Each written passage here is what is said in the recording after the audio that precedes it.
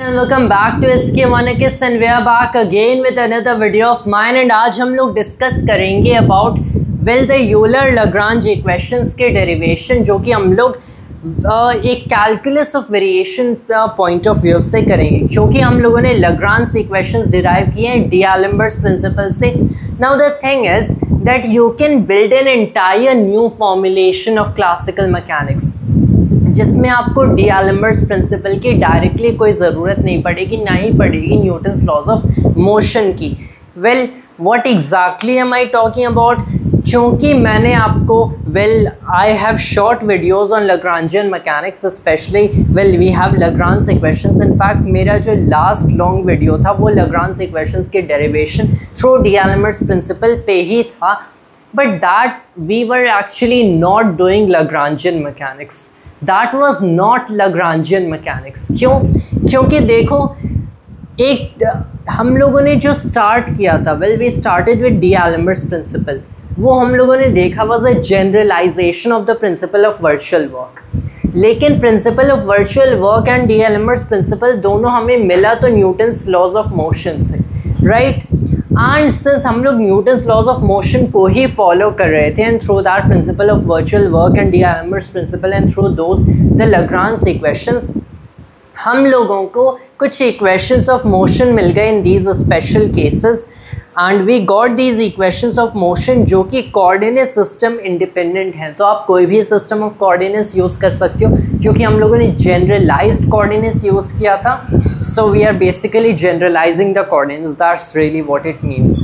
We were using generalised coordinates though in the last line of reasoning to reach the Lagrange equations. हम लोगों ने assumption किया कि जो कोऑर्डिनेट सिस्टम यूज़ करेंगे we are using them such that सारे coordinates एक दूसरे से इंडिपेंडेंट होंगे, कंस्ट्रेंट होंगे. तो भी हम लोग हमेशा एक ऐसा सिस्टम चूज़ कर सकते जहाँ पे एक कोऑर्डिनेट दूसरे से इंडिपेंडेंट होगा डिस्पाइट होलोनॉमिक कंस्ट्रेंट्स. नॉन होलोनॉमिक कंस्ट्रेंट्स है तो हम लोग ऑब्वियसली कंस्ट्रेंट्स को कोऑर्डिनेट्स को एक दूसरे के फॉर्म में एक्सप्रेस नहीं कर सकते, कार्टेशियन कोऑर्डिनेट्स भी, तो in that case we can not do that. लेकिन होलोनॉमिक कंस्ट्रेंट्स हैं तो ऐसे Lagrange इक्वेशंस लिख सकते हैं.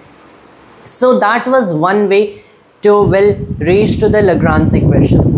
नाउ वी कैन सी कि जोहान बर्नौली ने जो एक चैलेंज दिया था to the mathematicians all around the world of his time, to the greatest mathematicians, which was the Brachistochrone problem. And to be very honest, I don't know what is the origin of this term Brachistochrone. तो ये Brachistochrone refer किया जाता है उस curve को जो कि कोई भी पार्टिकल फॉलो कर सकता है to reach from one height to another height and also somewhat distance, greater distance horizontally when it falls under gravity. Now the problem was कि ये कर्व है कौन सा? Well, is it a straight line? Is it a parabola?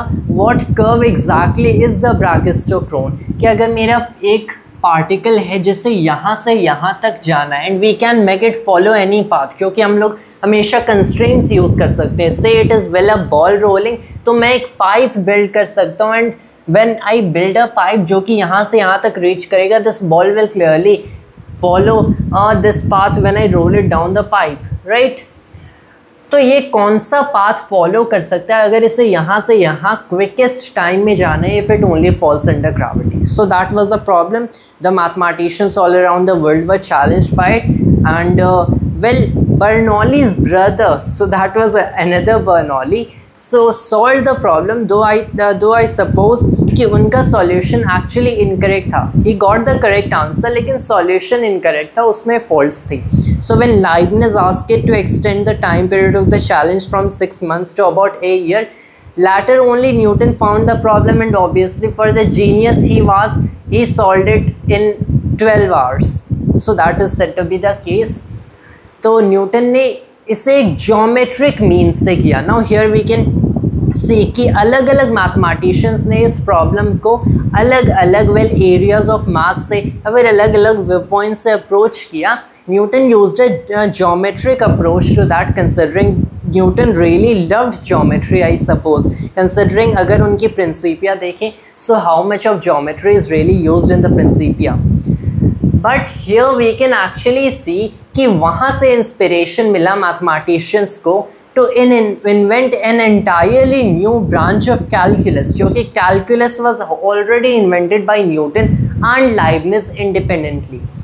तो differential and integral calculus तो invent हो चुका था, but then Bernoulli got the idea of calculus of variations, which is basically the fundamental, which is basically the main topic of this video, and obviously we cannot cover the entire calculus of variations, hell not even in an entire playlist, but यहाँ पे हम लोग उतना ही calculus of variations देख रहे हैं जितना अभी के लिए हमें यूज़ हो सकता है फिजिक्स में, and will also maybe in some other video try to actually solve the Brachistochrone problem with this calculus of variations.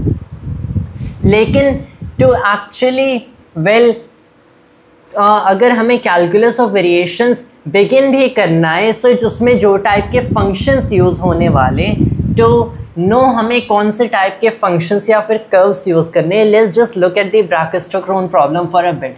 अगर इसे यहाँ से यहाँ तक फॉल करना है, एक तो पाथ हो सकता है straight line. The question is that the quickest path? I will talk about this problem more in another videos that will be dedicated entirely to this problem itself. तो यहाँ वहाँ पे we can also deal with it intuitively and mathematically. यहाँ पे I am just showing you कि इसमें कौन कौन किस टाइप का एक फंक्शन यूज़ हो सकता है और what curves we are using and how हम लोग एक इंटीग्रल पे फोकस कर सकते हैं. what is that going to be?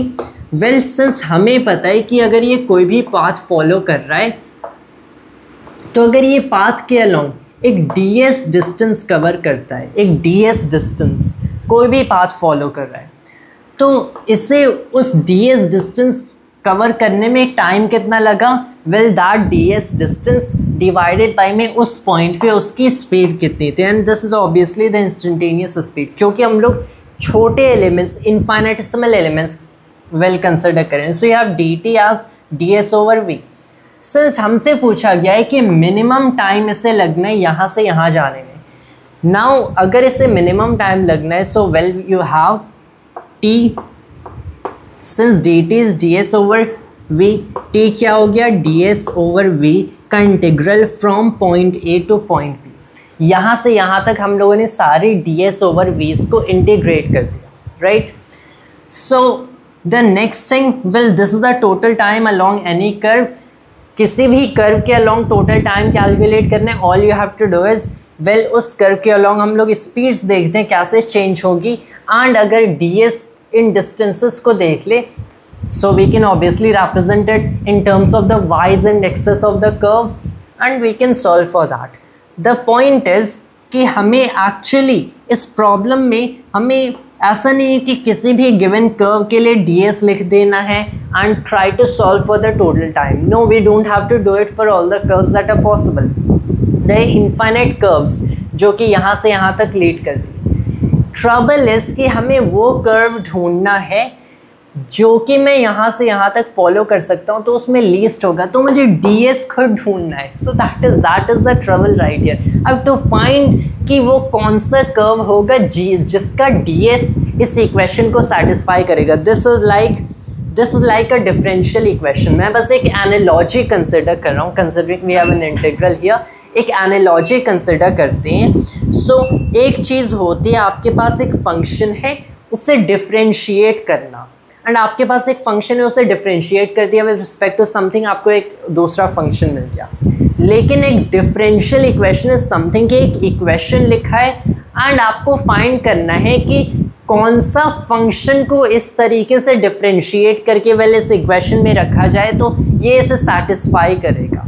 So these are actually two different things. एक में आपको डिफरेंशिएट करना है एंड दूसरे में कि इस तरीके से डिफरेंशिएट किया गया, इस टर्म से मल्टीप्लाई किया गया या फिर ऐड किया गया, फिर तो ये कौन सा फंक्शन है जिसके साथ ऐसा किया जाएगा तो ये इक्वेशन ट्रू होगा. So that is the analogy we can consider here. यहाँ पे हमें किसी गिवन कर्व के लिए टोटल टाइम नहीं फाइंड करना है, रादर जिस कर्व के लिए टाइम लीस्ट होगा उस कर्व को फाइंड करना है. So we have to find the ds right here. That is the question. How do we exactly do that? Well what we can really do is कि मान लो मेरे पास जो भी कर्व है जो कि यहाँ से यहाँ तक जाते हैं, by the way it's a cycloid which will take you in the least time. ये जो पाथ है हमारा from this point to this point. तो अगर मैंने कंसिडर किया कि ये जो कर्व होगा हमारा ऐसे लीस्ट टाइम में हमें यहाँ से यहाँ तक ले जाएगा, तो अगर मैंने इसमें इनफाइनेटिसिमल वेरिएशंस कंसिडर कर लिए, इनफाइनेटिसिमल वेरिएशंस, तो ऑब्वियसली टाइम में कोई चेंज होगा नहीं. Well by the मियर definition of maxima and minima, क्योंकि मैक्सिमा एंड मिनिमा हमें पता है एंड टाइम खुद यहाँ पे एक फंक्शन है only. It is a function of well these variables involve. You can call it more specifically a functional, but well might as well just call that. आपको पता है कि अगर किसी कोई भी चीज़ मैक्सिमम या फिर मिनिमम होती है तो इसका डेरिवेटिव ज़ीरो होता है, right. So what you have to basically do is कि जो चेंज इन टाइम होगा, अगर मैंने इसमें इस कर्व में इनफाइनेटिसिमल वेरिएशंस किए, वो ज़ीरो होगा. मतलब delta t equals delta integral ds over v and this has to be zero.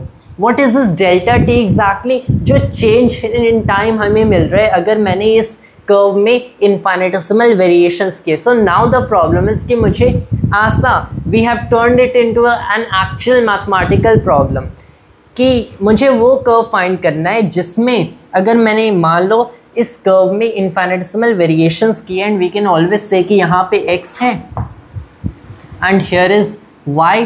Better yet we can consider something like this. Here you have x, here you have y. Positive, positive. ds you can always write as something like the square root of 1 plus y dot square times dx. मैंने basically क्या किया, ds is the under root of dx square plus dy square. dx को बाहर ले लिया, it is the root of 1 plus dy by dx का square times dx. All right. तो यहाँ पे मुझे ये टर्म मिल गया. So I have to find that curve for which it is true. v को भी सिंस पार्टिकल को बस ड्रॉप किया जा रहा है, v को लिखा जा सकता है as the square root of 2gy by the conservation of energy, right. So here we can clearly see that the delta of the integral of this term equals 0 from point 1 to 2 of course. अब एक चीज़ यहाँ पे देखो कि ये जो हमारे पास function है जिससे बेसिकली जिसका इंटीग्रल का अगर देखा जाए वेरिएशन क्या होगा, so that will be zero. This function let's call it f for now. It is a function of y dot and y. It is a function of y dot and y in this case. So we have to find, we have this function, इसका integral को एक्सट्रीमाइज करना है. In a more general case, it is a function of y and y dot and x. क्योंकि यहाँ पे भी x का function है, क्योंकि y and y dot खुद x के फंक्शन है, right. y is a function of x, y dot is a function of x. ऐसे प्रॉब्लम्स जहाँ पे किसी इंटीग्रल को एक्सट्रीमाइज करना है, they occur a lot, they occur in physics and mathematics a lot more than you think. ये is a very special case, a very special example जहाँ पे ऐसा एक प्रॉब्लम दिया जाता है, देखा जाता है जहाँ पे किसी इंटीग्रल को एक्सट्रीमाइज करना है. मैंने एक प्रॉब्लम यहाँ पे लिया भी इसीलिए क्योंकि this was the original motivation for the calculus of variations. So you can see कि कैलकुलस ऑफ वेरिएशंस का एक्चुअल मोटिव क्या है. Calculus of variations is different from differential and integral calculus. क्योंकि डिफरेंशियल एंड इंटीग्रल कैलकुलस में कोई function एक ऐसा ढूंढा जाता है, such a function that is basically the rate of change of another function with respect to some variable, या फिर यहाँ पे the change in some variable, the change in some function. जब इसका argument change किया जाता है, so you differentiate that, or if you know how fast it changes, multiply by a slight change, integrate over how much it changes. So that is the motivation of integral calculus.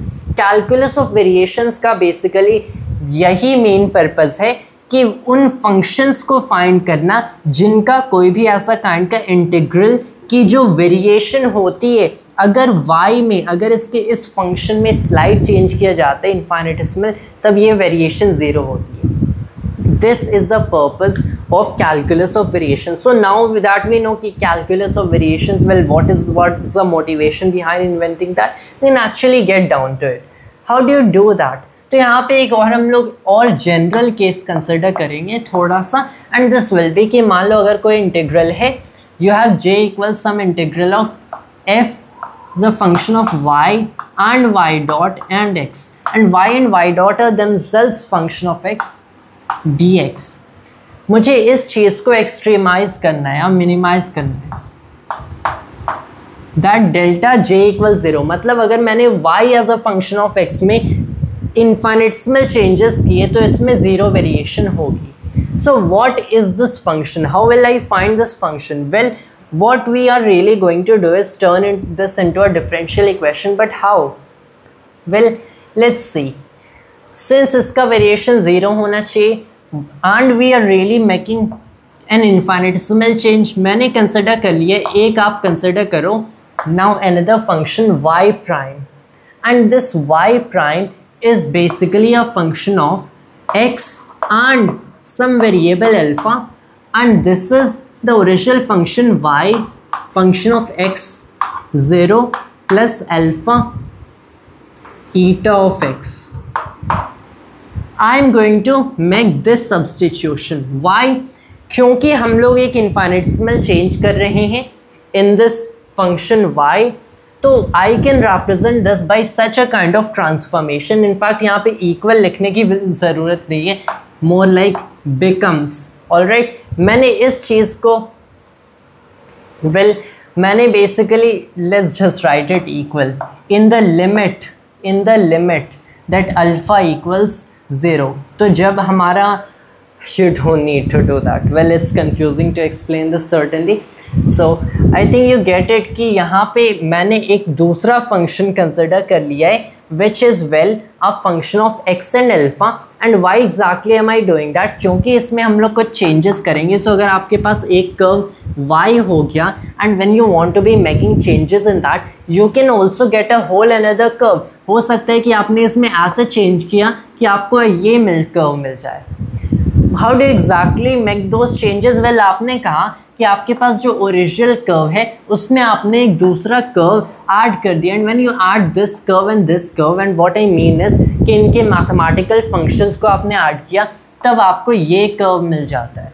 सो आई से कि इसमें एक दूसरा curve, and what is that going to be, ये add कर दो तो आपको एक तीसरा कर्व मिल जाता है, and this is the curve that you are getting.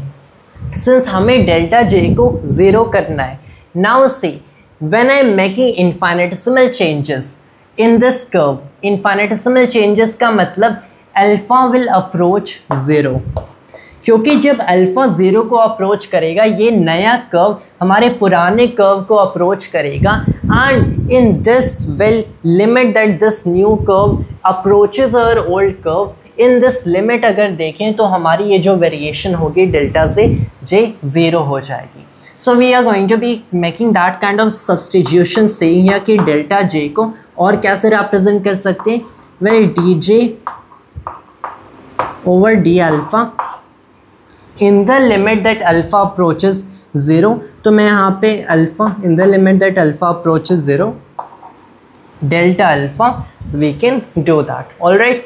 So in that case एक चीज़ अगर देखा जाए, we will now have a whole another function. It will be more like f prime function of which is a function of y and y dot and x, but I am just going to represent it by f anyway कि function well जैसे मान लो अगर यहाँ पे आपका कोई sign होता, so it will be sine of something of y and y dot and x, लेकिन अब आपने y prime and y dot prime and x कर दिया, so here it is f of y prime y dot prime x, right?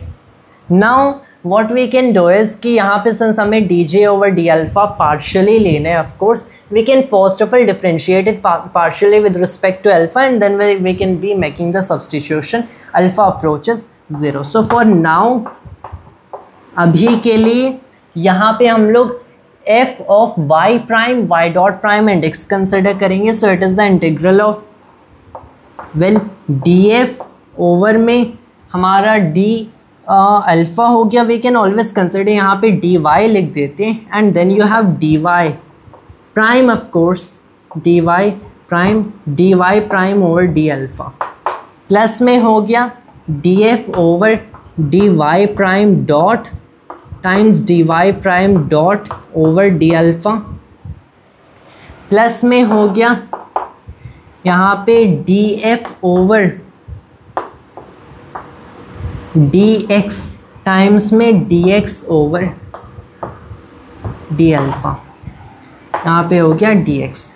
अब देखो कि alpha obviously what exactly is alpha. Alpha हम लोग एक ऐसा वेरिएशन कंसिडर करें क्योंकि ईटा एक्स एक आर्बिट्रेरी कर्व है and it is a fixed decided curve. Eta of x खुद एक फंक्शन ऑफ एक्स है, खुद एक कर्व ऑफ एक्स है and it is arbitrary. It can be arbitrarily chosen, but this only depends on x. All right, now the thing is that as you move in x you get different values of it and all that.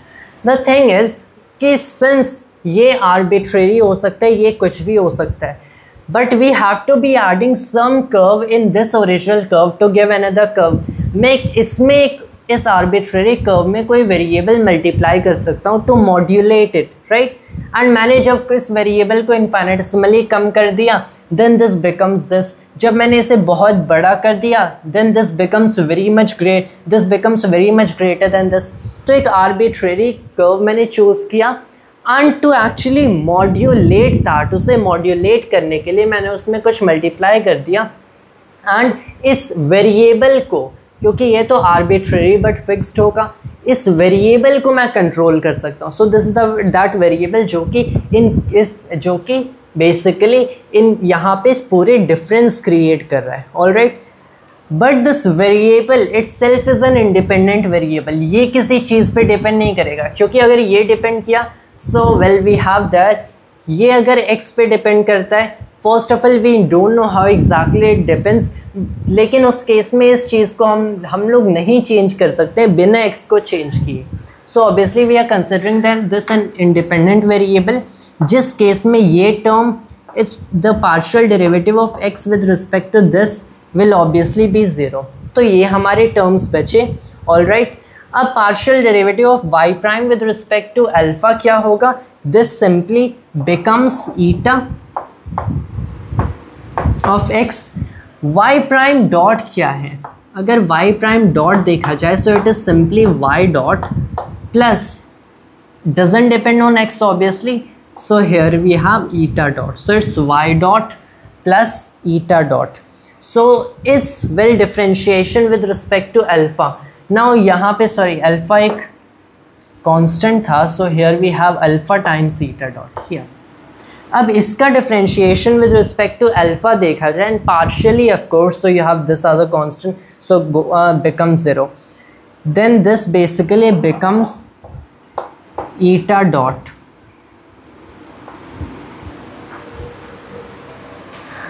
Now it is the integral of well df over dy eta, and here we actually have prime dy prime eta plus df over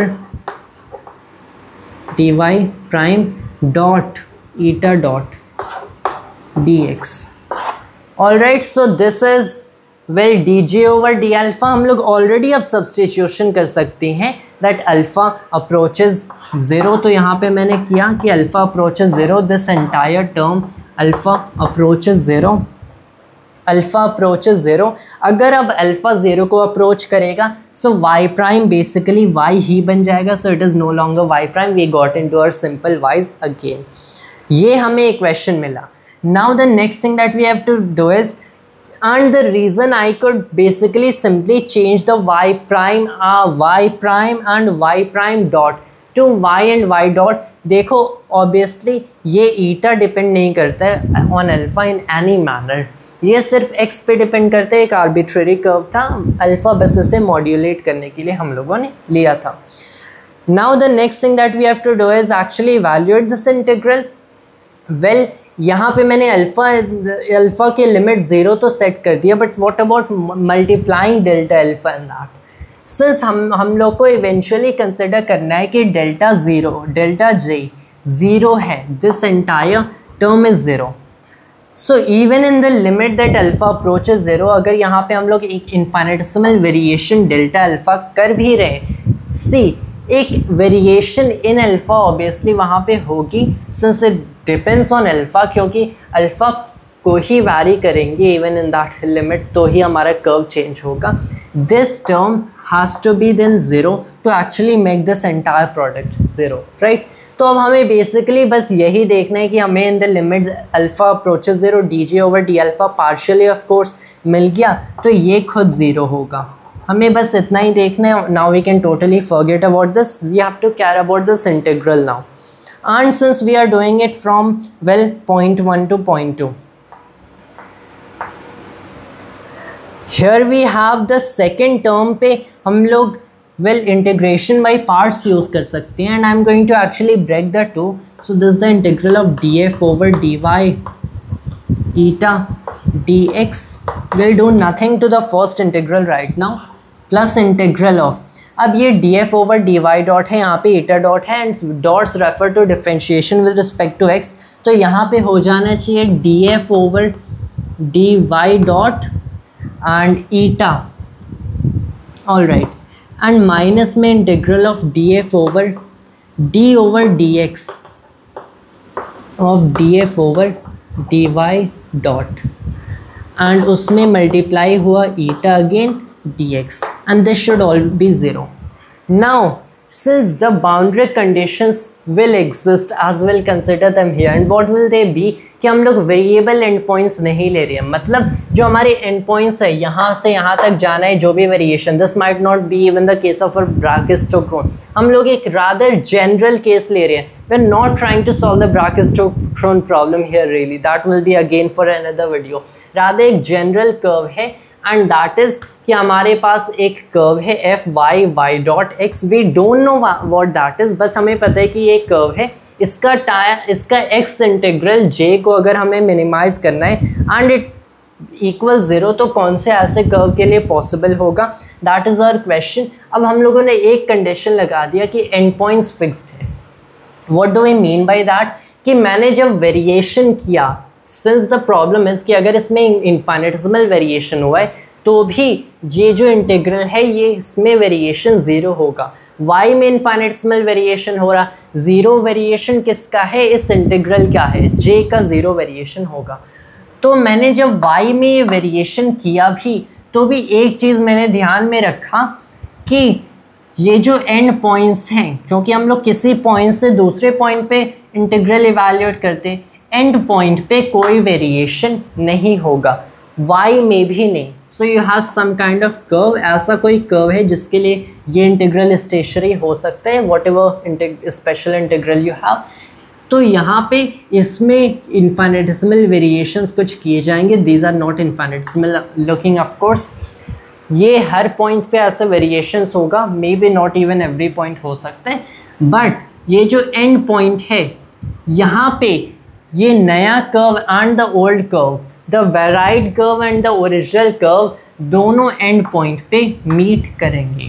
so both will arise and end at these two end points. All right, so for that we know that eta at x1 and eta at x2 both have to be 0, because well we are already letting that kind of limit 0, but think over it for a minute. We can have any big curve कैसे बनेगा, well you have alpha very large, लेकिन ऐसा कोई भी curve हो जाए, हमें and points पे इन्हें इक्वल रखना है. एंड इन्हें इक्वल कैसे रखेंगे, अगर एट x1 एंड x2 ये जो ईटा होगा ये 0 हो जाएगा. So for that case, since we are really carrying out the integral from 1 point to 2, यहाँ पे लिमिट्स भी एक्चुअली लगेंगी. So this eta is involve here as a direct multiplicative factor. तो यहाँ पे जब एट 2 and 1 रखा जाएगा, इसे 0 हो जाना चाहिए, तो ये पूरा टर्म हो गया 0. तो इवेंचुअली बचा क्या, इवेंचुअली बचा ये integral. Now since we just know कि उस टर्म को अब इग्नोर किया जा सकता है क्योंकि वो 0 हो गया. द थिंग इज़ कि I am not really focusing on boundary conditions any more after this, वो हमें बस इस टर्म को एलिमिनेट करना था. You can write here all that integral from 1 to 2 all you want, लेकिन अभी हम लोग इसके डिफरेंशियल इक्वेशन फॉर्मेशन पे वेल फोकस करेंगे. And after once you have solve that differential equation in any case, उसके बाद बाउंड्री कंडीशंस लगा सकते हो. First of all will pause the video at this point, rub all of it and then alright now we back once again. तो यहाँ पे हमें ये इक्वेशन मिला था, alright, and well we have the integral from 1 to 2, but now we are just going to ignore कि वहाँ पे कुछ है. we will just think कि इसका differential equation form करना है, and when you are solving that you can obviously at the end always put the boundary conditions. Now well we can always say that this integrates the df over dy, integral of df over dy minus d over dx of df over dy dot eta dx equals 0. Alright, अब देखो here we can clearly see कि eta arbitrary है. eta is arbitrary. अगर किसी भी term का one could always see कि eta खुद x का फंक्शन है, so one could always say that well यहाँ पे मैं और बड़े ब्रैकेट्स बना देता हूँ, and that here we have considered these कि eta को इस टर्म से सेपरेट रखना है, बट ऑल्सो dx को सेपरेट रखना है. तो इस पूरे बिग ब्रैकेट के अंदर जितने भी टर्म्स है, इनका अगर मैंने dx इंटीग्रल किया तो वो मुझे 0 मिला. That is a case, right. And that if that is the case, and it is the case in general कि अगर हमारा f has a function of y and y dot and x, and ये जो variation है ये vanish कर जाता है at end point, so that there is no variation at end points, then in that general case, in the general case of that, obviously this is not the most general case, but in that case हम लोगों ने कोई function अभी यहाँ पे रखा नहीं है, राइट. सो इसका dx इंटीग्रल 0 है, मतलब ये जो अंदर इंटीग्रेंड है ये खुद 0 होना चाहिए. Basic well that is a basic concept of integral calculus, मतलब ये इंटायर टर्म खुद 0 होना चाहिए. सो df over dy minus d over dx df over dy dot should itself multiplied by eta of x, यहाँ पे मैं ईटा ऑफ x लिख देता हूँ, खुद 0 होना चाहिए. अब द थिंग इज़ कि ईटा को एक आर्बिट्रेरी कर्व कंसिडर किया गया था. It is arbitrary, alright. Since it is true कि हर एक ऐसे सिचुएशन में when you multiply this term by eta x and it results in 0. अब देखो या तो यहाँ पे ये ईटा x 0 है या फिर ये चीज़ 0 है, but one could always say कि ईटा एक्स मैंने 0 हमेशा माना ही नहीं. वेल वन थिंग कि it would mean no variation, even if it doesn't, even if it means कि कोई वेरिएशन हो नहीं रहा है. In general case we need some variation, right, but you say कि यहाँ पे इससे कोई वेरिएशन था ही नहीं.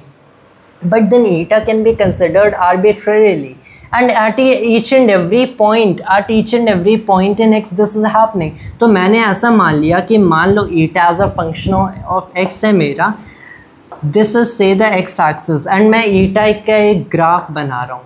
this is eta as a function of x. मान लो मैंने ऐसा कंसिडर किया कि आते आते eta हर पॉइंट पे 0 है, एंड सडनली इस पॉइंट पे eta की कुछ वैल्यू हुई एंड अगेन 0 हो गया. यू माइट एज वेल से कि एक डिराक डेल्टा फंक्शन है. If you know what a Dirac delta function is, कि एक पर्टिकुलर पॉइंट पे मान लो x नॉट पे eta at x naught is 1, that would be a Dirac delta function, and हर अदर पॉइंट पे it is 0. So in that case जब मैंने इस टर्म्स को मल्टीप्लाई किया by this term, so it clearly equal 0. But the thing is that even in that case जब ये चीज़ 1 होती है तो भी इसका पूरा प्रोडक्ट 0 होता है. इन that case this should be the 0 term, right. जब ये 0 है तो ये भी 0 है. But since it is true in general and in this arbitrary case, मतलब कि ये टर्म खुद 0 है. since eta can be selected arbitrarily, though that is one special case I have taken of it. मतलब ये टर्म खुद zero है, that would mean that d of dx, d over dx of partial df over dy dot minus partial df over dy equals 0. This is finally what we have been seeking. These are the Euler-Lagrange equations. इन्हें Euler-Lagrange equations कहा जाता है. Now this is one Euler-Lagrange equation if you have that you have right here. हो सकता है that you have y and y dot and x, and हो सकता है आपके पास कोई z dot भी हो, and these are also functions of x, and maybe you have other functions and their x derivatives that you have in this function. So in हर एक case, provided that you have such different functions and their functions of x, तो आपको उसके लिए एक y and y dot के लिए Euler-Lagrange equation मिलेगा, z and z dot के लिए भी एक Euler-Lagrange equation मिलेगा. So that is really how it works, क्योंकि इसके एक generalization हम लोग किसी future video में भी देखेंगे. So we can generalize it further, and I will see. I'm not really sure if I'll do that or not, but we can always consider a case, and maybe in some video मैं एक ऐसा भी case consider करूँगा जहाँ पे हमारे पास variable end points है, मतलब end points fixed नहीं है, वहाँ पे zero variation नहीं consider किया जा रहा है. So you have variable end points. I might consider that case. For now, this is कि हमारे पास एक Euler-Lagrange equation है for this special case. All you have to do now is कि you have जो भी function is particular equation को satisfy करते हैं, you can solve this, and that would basically be in that case the function that extremizes this integral. How do you exactly solve this differential equation? Well, you can consider यहाँ पे the approaches that you use to solve different differential equations. This is one case of that, and obviously यहाँ पे to actually have information about that system really helps, क्योंकि यहाँ पे for instance हमारा पूरा function था this entire thing, right? This entire thing was our this is written, sorry I confused it, कि मुझे लगा इससे ये मैंने multiply किया but ये another term मैंने लिखा था. This entire thing is our function. अगर Brachistochrone problem solve करना है, so you have to find this basically such a function जो कि इसे satisfy करेगा, right? We can actually see that in some future video. Right now I'll just show it कि मुझे किस integral को extremize करना है. Extremize the integral from 1 to 2, the integral of 1 plus y dot square over root of 2g y dx. तो in this case मुझे बस क्या करना है? Well, I have the Euler-Lagrange equation. I have to write f in terms of y and y dot and x, that is इस case में सिर्फ y and y dot पे x पे explicitly नहीं depend करता है. Implicitly, well of course it does not explicitly. So here we have in terms of y and y dot, यहाँ पे मुझे रखना है, solve करते रहना. Well, in that case so हमें f already पता है, that might be well one argument कि हमें f already यहाँ पे पता है. Why are we solving it then? Remember that we have some function and we are trying to extremize its x integral, but that doesn't mean कि हमारे पास f के बारे में actual information है. It's just कि f को हम लोग in terms of these variables represent कर सकते हैं, लेकिन हमें इन variables को actually ढूंढना है, because यहाँ पे हमारा मेन मोटिव तो y and y dot को ढूंढना है कि किन y and y dot के लिए ये जो फंक्शन होगा उसका इंटीग्रल एक्सट्रीमाइज्ड होगा, उसका इंटीग्रल स्टेशनरी होगा. जैसे यहाँ पे हमें कोई कर्व ढूंढना है. वेल कर्व को कैसे लिखेंगे? वेल आपको उसका y ऑफ x दे देना है. अगर किसी कर्व को आप in terms of this function of y of x represent करते हो, so you have found the curve, right? That is what is the Brachistochrone problem. तो यहाँ पे आपने बस बेसिकली क्या किया, इस टाइम को in terms of this represent किया, and now this is basically the time and you have the integral of this term. Now the thing is कि since आपका मेन मोटिव तो y है, what it is telling you, what the Euler-Lagrange equation is telling you कि जिस term का जो कि y and y dot पे डिपेंड करता है इंटीग्रल हुआ है, अगर उस टर्म को मैंने यहाँ पे रख दिया and differentiated with respect to y and y dot and did this x differentiation, then that should be zero. तब मुझे y एंड y डॉट में फाइनली एक डिफरेंशियल इक्वेशन मिल जाएगा and then I can solve that to find the function y. So although we already know whatever this function f is of y and y dot and x in terms of these variables, we don't know what y that itself is and हमें y को find करना है. So it is really a problem of finding y itself. That is a fundamental problem, and that we can do using the Euler-Lagrange equation. Now by writing f in these terms, having solve this differential equation, because well it will be a differential equation in y, and then you can finally solve your problem. That was all for today's video of mine, and thanks to you all viewers.